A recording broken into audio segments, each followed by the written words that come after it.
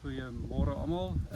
Ek is Louis van der Merwe en dis Jean Kuiper en ons gaan gesels vandag oor bloedluis.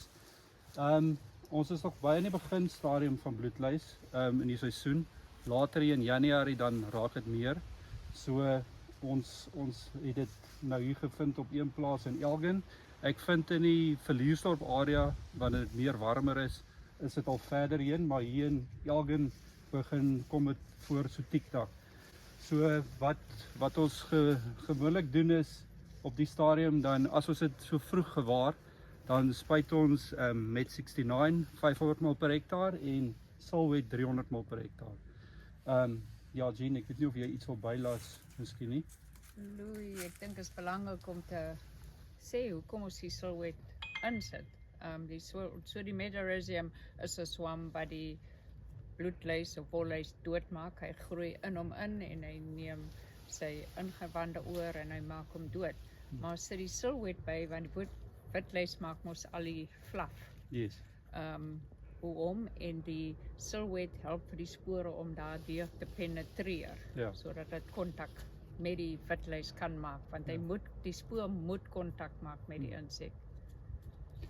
En wat ons ook dan doen is ons spuit dit en dan wag ons 2 weke en dan monitor ons weer.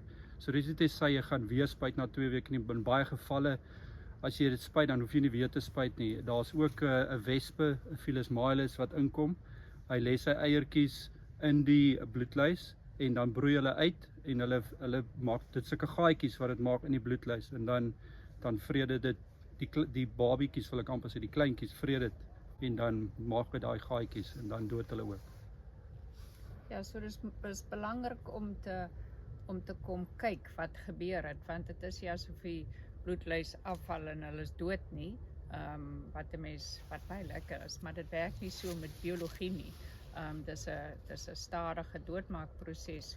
So na 3-4 dae sal die Metarhizium die bloedluis doodmaak, maar hy gaan nog altyd daar so sit. En dan wanneer die Aphelinus hom kom parasiteer en sy eiertjie in hom lê, sal die bloedluis swart raak. En sodra die bloedluis swart is, dan weet jy hy is ook geparasiteer en dan broei die kleintjie uit. Maar die voordeel, die wonderlike ding van Metarhizium is dat hy nie die Aphelinus doodmaak nie. So hy maak geen predator dood nie. So die twee ondersteun mekaar. En dan kry jy baie goeie werking. Okay.